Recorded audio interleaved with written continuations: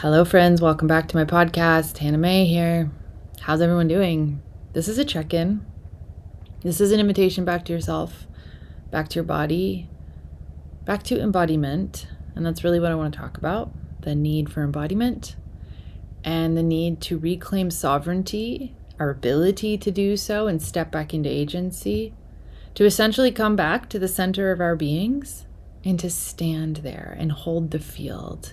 Because we have the ability and the power to do this so that we don't have to get run all over by external circumstances or energies that don't belong to us, that we don't have to buy into these ideas, beliefs, thoughts, and energies that are dictating a reality that we don't actually have to live in.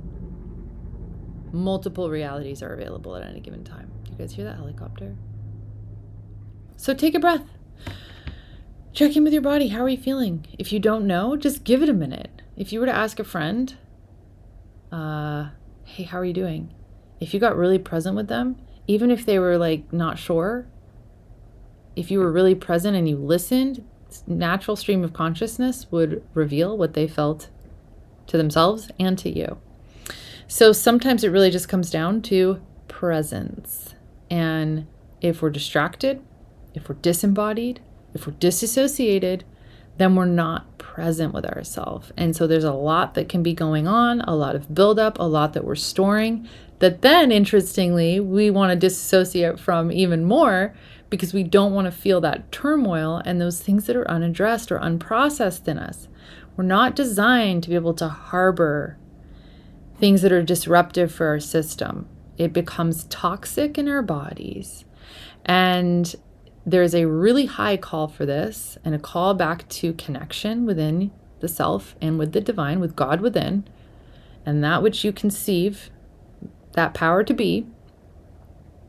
And I want to talk about it in the light of this most recent tragedy, this assassination of Charlie Kirk, that has sent a ripple and waves through the collective with a massive shift in consciousness, a massive split schism that's becoming more apparent.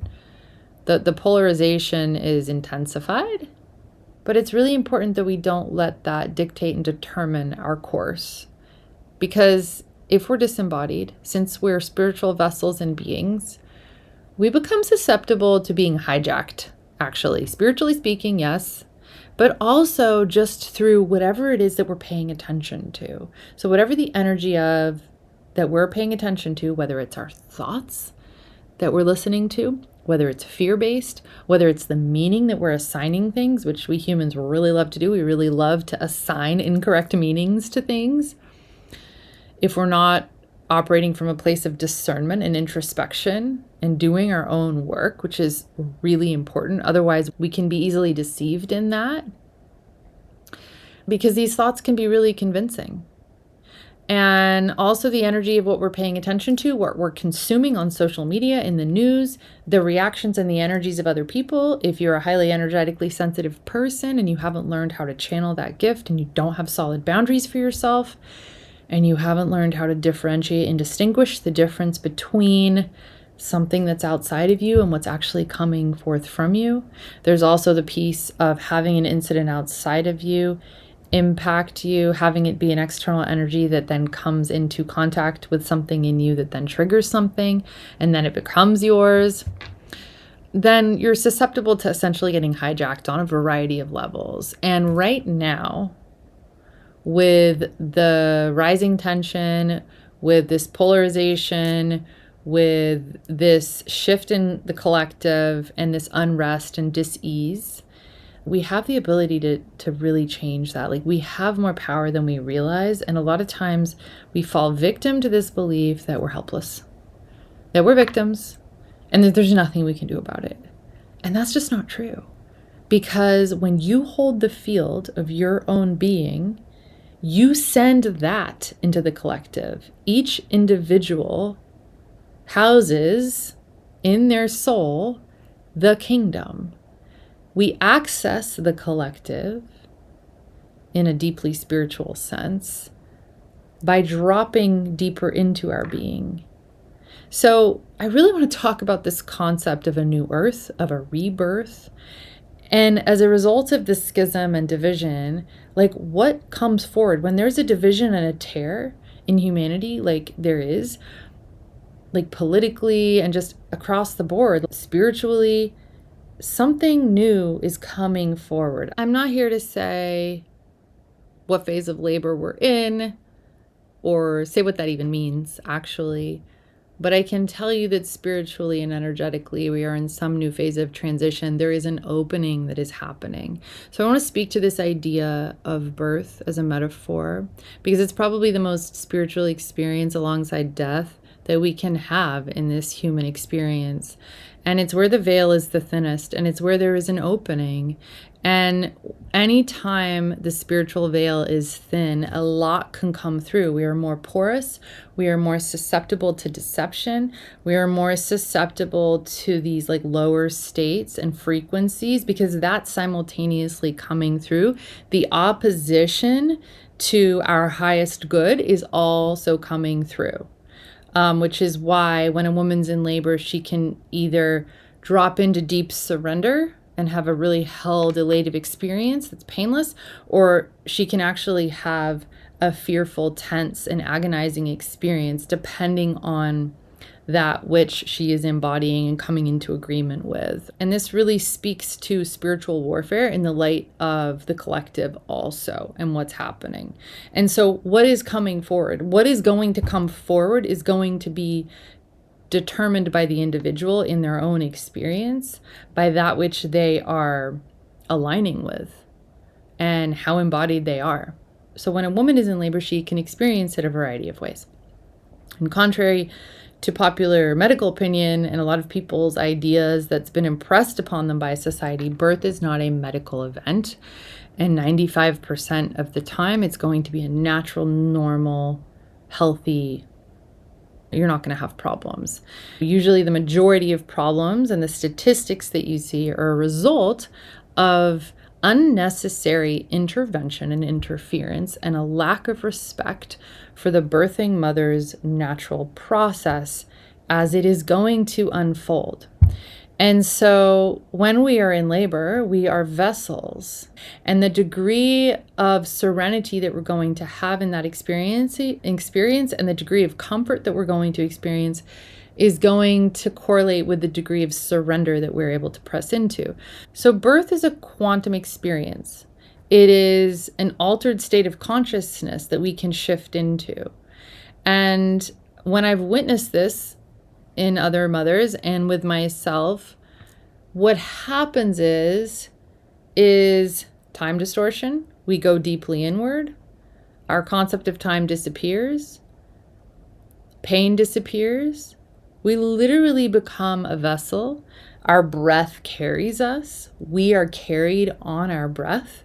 And if you notice and you look at your daily life and you go, wow, I'm shallow breathing, that's your body's natural response to fear or trauma or something like that. In birth, if you become fearful, you have a natural response where your breath speeds up, you become tense, you have pain as a result of that tension. It's the fear, tension, pain cycle that happens, that a lot of women experience. And we need support in this. Like, we need to have tools. We need somebody else to be reflecting back to us in our process of what is possible, that they trust us, that they trust our bodies. And then if we feel safe, we can then in fact trust that process and trust what they are witnessing and mirroring back to us. My husband, I'd say, was my doula. He really saw me and believed in me and held that space for me. And until I learned how to do that for myself and really essentially become my own doula, and then he still held the space for me as far as witnessing me, like held it down for me in that sense. But at a certain point, I learned how to do this for myself, okay? So with my fifth birth, what happened was I started to have this fear come in. I was 4.5 centimeters dilated. I said, oh no, impending doom, don't know why. I knew it was out of alignment with my system. I was like, I don't want to feel this. I don't want to give myself over to that thought because I knew that it would start to dictate a physiological response in my body. And so I put on a recording that I had conditioned myself to just go into deep trance with in the months leading up to. And so this was already anchored in my body. I already had this experience of being able to get deeply anchored and just become so deeply relaxed. So that's what happened. So in the course of the next 20 to 25 minutes, maybe 23 minutes, based on where I was in the recording, I transitioned and dilated to 10 centimeters with baby's head engaged. I felt no pain.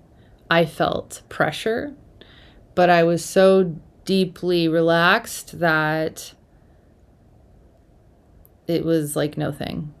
And then baby made her way down the birth canal in the next 20 to 25 minutes after that.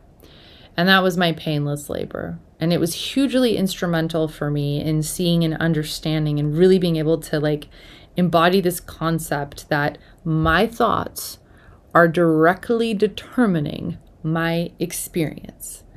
And when I stepped into agency with that, and I took an alternative action and I shifted my focus,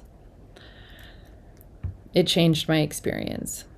All my births were really amazing and instrumental in teaching lessons for me in different ways. I could talk about them for hours. And so when a mother is disturbed, when she's pulled out of that state of consciousness, her process is interrupted. When somebody makes a suggestion to her that she's not capable, when they offer an intervention that maybe she doesn't want, it's degrading her trust and her trust in herself. And the reason why I talk about the timing of that is that the transition will take as long as we are either surrendered or resisting. We will experience that process based on how surrendered and trusting and connected we are, or how fearful and disassociated we are. And so the more we trust, the smoother our experience is. The more we allow for this unfolding of spirit through us. And breath is a really powerful tool here. Breath as spirit, as a return to life. Not just like, oh, go do some breath work. That can be nice, but that's not what I'm talking about. So I want to talk about this idea of breath as spirit, and it's the thing that can really carry us. Okay, and I know through my own births, my breath really transformed my experience. It created space and expansion. And interestingly, in Greek, Latin, and Hebrew, I think, breath is the same. It means spirit. The word for breath is the same as spirit. And so it's this antidote to fear and fragmentation, to being cut off. It's embodied breath. It's allowing the flow of spirit through us. It's becoming open instead of being closed off and tense. And chronic fear has made us shallow breathers. So you know you're having a fear response in your body if you're tense and your breath is shallow. You might not even know what it is. I've had that experience where I'm like, what feels unsafe? Like it's a nervous system response that I've had to kind of self-attune to and get clear with in order to bring back full natural breath again. And so when we restrict breath, we cut off spirit. We become tense and rigid and dysregulated, essentially. And so every intentional breath is an act, essentially, of reclamation for ourselves. And sometimes it is one breath at a time if we're moving through something. And sometimes we have to focus on it very intentionally. And sometimes it just happens naturally, just like if something has sort of hijacked our system and we're not aware of it, we can become shallow breathers and not even know why. And so the more anchored we are in our body, the more anchored we are in truth, because we access the divine and we access the source of truth and that fountain of life within. Like we don't access it outside of ourselves. Nothing has to change on the outside. So people who get very fixated and want to control and change their circumstances or fixate on someone else and worry about them, it's a form of control. Even if they think it's coming from good intentions, it's actually self-avoidance. It's a form of distraction. And the more focused I find people are on other ones outside of themselves, the less they're wanting to address within themselves. And that really speaks to the magnitude of what is needing to be addressed, like what is unaddressed. Because when we're truly at peace with ourselves, we are at peace with other people. We're not disturbed as easily, and the world does not have the ability to disturb us. And we're able to be and operate from a more grounded, calm place, make decisions that are not reactionary, but that are coming from authentic alignment. And I just want to talk about the role of healers for a second in this new earth, because these are essentially the midwives of the new world, or people who have transmuted their own pain, who have been able to discern and differentiate and distinguish what is theirs versus what is not, to empty out, to do the sometimes very lonely and solitary work and pass through these dark nights of soul that really requires, in order to support another in doing so, to hold space so that other people feel safe to do so, to essentially stand by with a lantern to illuminate what is possible, and to reflect back to those around them the peace and calm that is accessible. And for me personally, this is Christ consciousness. This is being grounded and Christ-centered. That's the most grounding power and energy and presence that there is. So for me, that is what anchors and aligns for me, and I don't say that because you have to believe as I believe. There's no egocentric angle there. I say it because it's really important to meet yourself where you're at and find whatever that connection is that is truly grounding and anchoring, that no wind or rough sea can shake or disturb. So to close, the spiritual veil is thin. Embodiment is the portal. Introspection, willingness, humility, simplicity of heart. I think the most important thing is an earnest desire and a seeking open heart. We don't have to know answers. If there's confusion, there is always clarity available. And essentially, Spirit is asking to move through you. It's knocking and asking you to surrender and to trust. So where do you not trust? What trust can you move into? What can you trust? And we're not helpless. And if we lack power, it just means we haven't accessed the true source of power. We can shift our experience and alter the trajectory of our experience simply by becoming embodied, by having an open, seeking, honest heart, and reconnecting. So that's all. That's all I got. I love you guys. Until next time. Thank you for tuning in to the May Be Mindful podcast. If you enjoyed today's episode, don't forget to subscribe and leave us a review. Your feedback helps us grow and improve. For more information, resources, and exclusive content, visit our website at maybemindful.com, or go ahead and follow us over on Instagram at maybemindful. If you enjoyed this week's episode, please give me a follow, screenshot the episode, and go ahead and tag me until next week when I bring you another thought-provoking and inspiring topic. Until then,